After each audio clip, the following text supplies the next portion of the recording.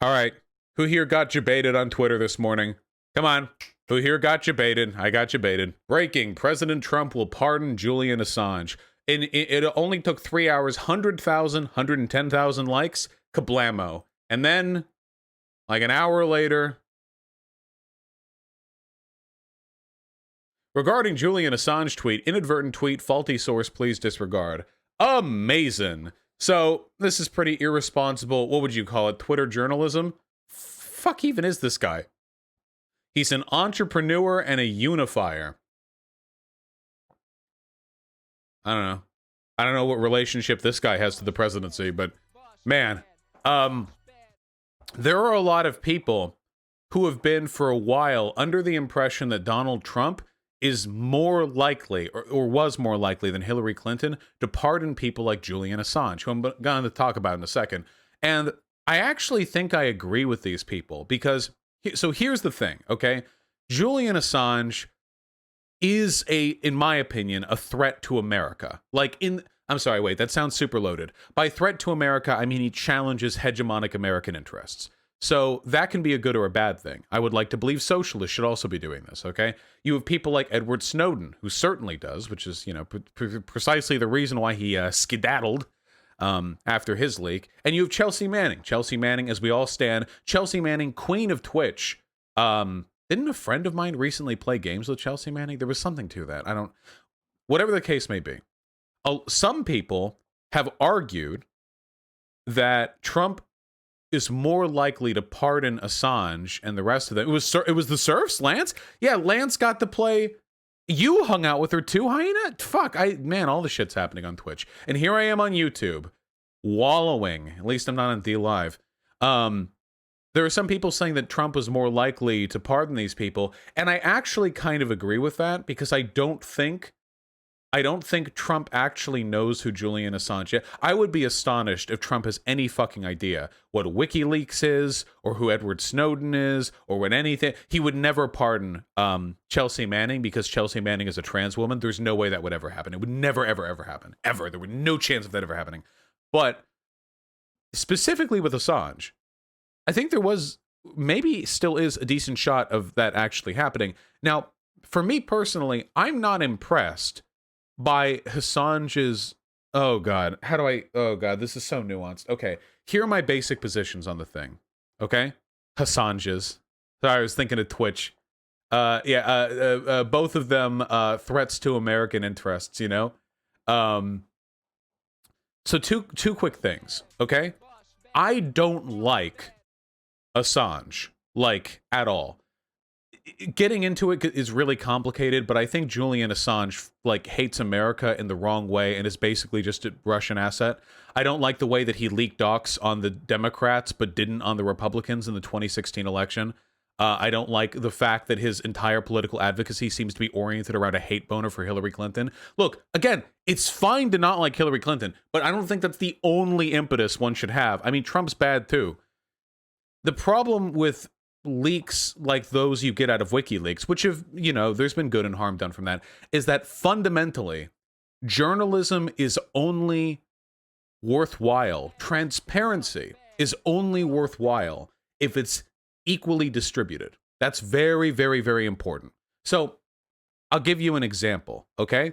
Imagine you have two political parties, and they both suck, but one of them sucks way more than the other. We're getting real hypothetical with this one. Try to stick with me, okay?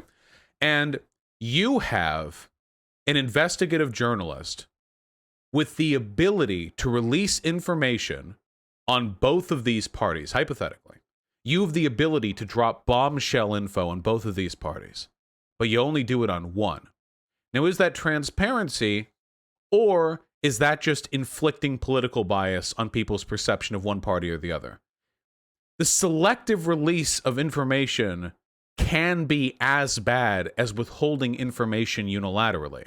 Sometimes it can be even worse, as a matter of fact, because you want to give the people who are reading the information a holistic view of the moral worth of the organizations that are being investigated, And yeah, you're kind of lying by omission otherwise. Now, to get into the WikiLeaks stuff and to get into all the 2016 nonsense and all that gets really, really, really complicated. But the gist of it is, even though I don't like Assange, oh, and there's good WikiLeaks done. Yeah. There's been good things that have been done through WikiLeaks. I'm talking about Assange. I don't like Assange. Still don't think that he should be arrested for what he did.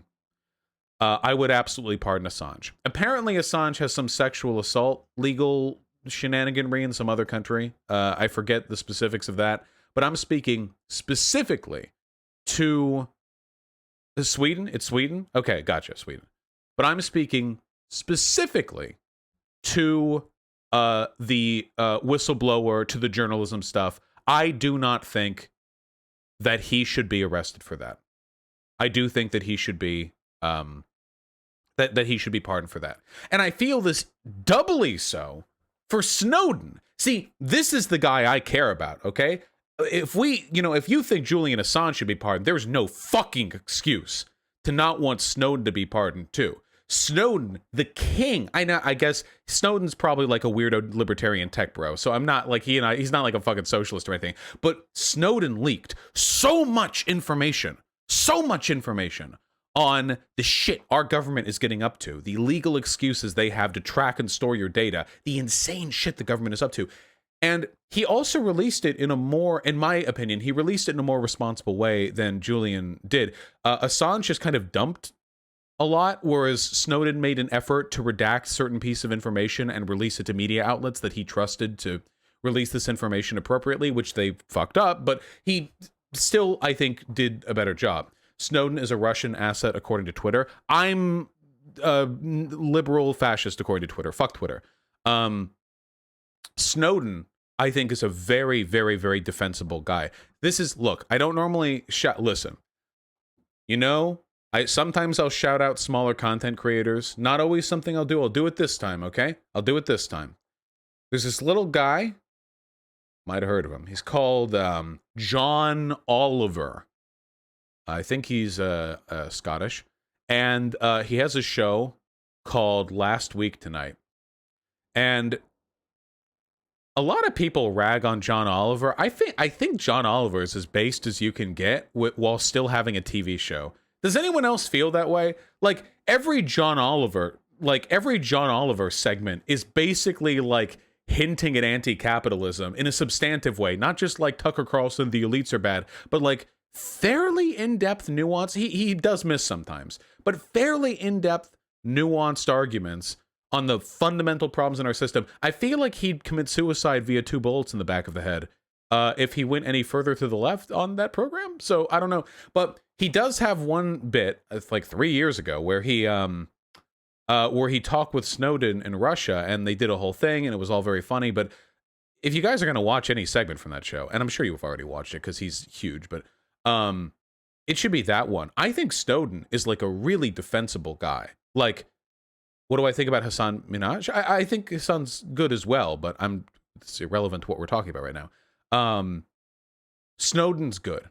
It bothers me when there are people, usually Trumpers, who are like championing the idea that only Trump would be anti-establishment enough to pardon Julian Assange, but they don't care about Snowden. Let me be real with you guys. First of all, the information that Snowden released was way the fuck more important, in my opinion, than the information released by Julian Assange. The specifics of how our surveillance state function from an insider like that. The Prism leaks. Yeah. This shit is huge. And it's legitimately anti-establishment too.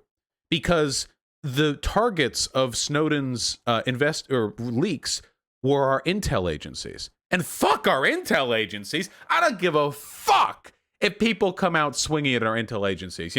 Once you get, like WikiLeaks did, once you get involved in the nuances of actual political processes, like electoral politics, things get complicated. How fairly are you releasing this information? So on and so on.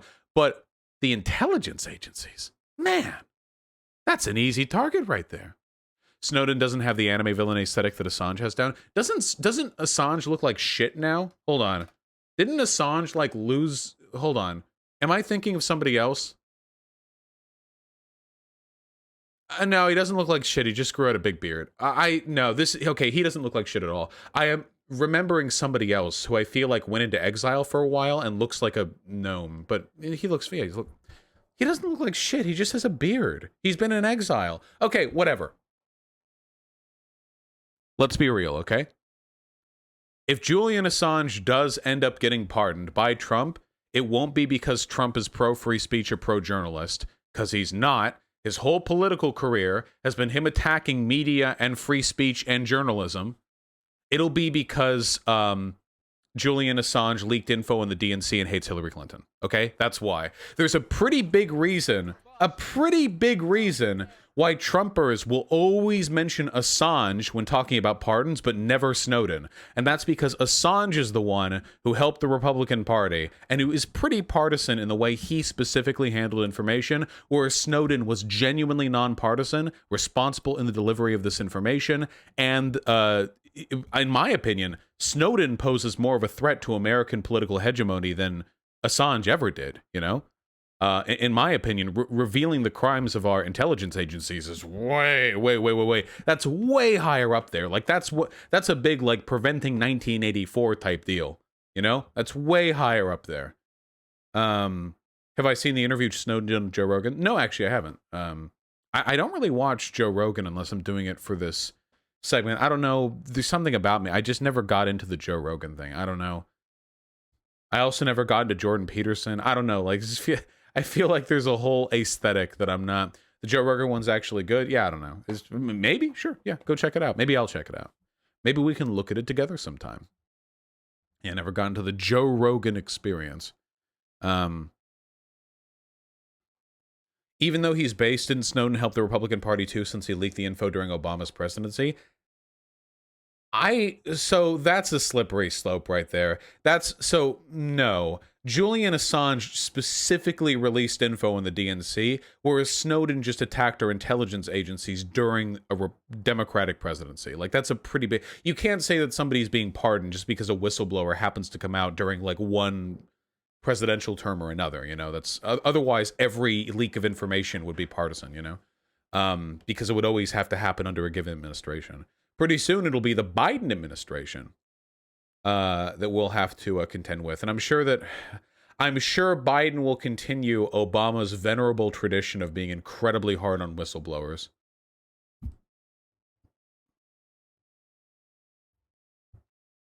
I would kind of like to see Vosh and JRE. Yeah, wouldn't we all? I'm nowhere near big enough for that, okay? Can we fucking chill? We'll put our pants on one leg at a time, okay? Let's chill out for a second. Vosh, is weakening American intelligence agencies automatically better for the world? Automatically is a strong word there. I'd say like 99.9% of the time, probably, yeah. Like I'd really struggle to think. So there are two ways I think our intelligence community actually can potentially do good, and it's with targeted anti-terrorism, because I think that's fine in specific context, you know, and with counterintelligence to foreign governments. So, for example, we have spies in China. China has spies in America. That's how the game works. Fine. And there are terrorists around the world, and I don't want them killing civilians. In those two specific instances, I think that's fine. But I don't think that's the majority of what intelligence agencies do. I think what the majority of intelligence agencies do... Well, it's actually hard to say what the majority of what they do is. It's possible that's the majority of what they do. But it's also possible that even if that is the majority of what they do, they handle it in a way that I wouldn't agree with, or that there's still a significant portion of the work they do which is politically biased, organized around overthrowing, you know, democratically elected governments or spying on their own citizens or anything to that effect. Yeah. Oh yeah, they also fund me. I am CIA funded, of course. Yeah. But anyway, it is complicated. That's one of the difficult things about talking about the intel community. We don't know what the fuck's going on, like, ever. You guys realize that, right? Like, that's one of the big problems with talking about the intelligence agencies. We don't have the information necessary to make informed decisions on how good the things they're doing are. It's actually entirely possible, I don't believe this is the case, but it's possible that American intelligence agencies are mostly filled with decent people who do decent work, preventing terror around the world, and then a small portion of them are the ones that are doing all the fucking, and they're the ones who are beholden to partisan interests. I don't believe that's the case, but we don't even get to know. There's no way of knowing. There's no transparency. In all likelihood, these intelligence agencies are doing what they should be doing, which is preserving American hegemony. And American hegemony is not good for us, because American hegemony requires the preservation of capitalism, which means that they're going to work very, very hard to prevent any upstart, attempts at anti-capitalism from really getting the traction that they could. Not all of it's just, suicide versus via 2 bolts in the back of the head. It's not always that simple either. When you have the power of an American intelligence agency, you can do pretty much whatever you want. Like, I'm pretty sure there's like an internal court system that determines whether or not American intelligence agencies have the legal right to spy on citizens, like to get warrants, essentially. And I'm pretty sure that out of tens of thousands of, is it the FISA courts? Yeah, out of tens of thousands of requests, I think like a dozen get turned down, Like a preposterously small amount of these requests actually get turned down, which basically just means that they're a rubber stamp for American intelligence, muscle flexing. It gets really complicated. Yeah. They're basically like Nerve from Evangelion. Well, I think I would be more okay with paying my taxes if I felt that money was going toward the development of Evangelion units, okay? I'd be okay with that. If my money's going to something that fucking sick, I'm all right with that, okay? That's my presidential, if I ever run, that's my plea, by the way, okay? Less American tax money going to foreign wars, drone strikes, internal domestic surveillance, more money going towards mechas, okay? Mechas and emotionally traumatized 14-year-old boys with anime issues getting therapy, because I swear to God, if they had just given Shinji therapy, the events of Evangelion would have just completely different road, okay? You spend how many tens of billions of dollars on mechas and you can't afford a fucking therapist for your pilots? Jesus Christ. Or maybe they need...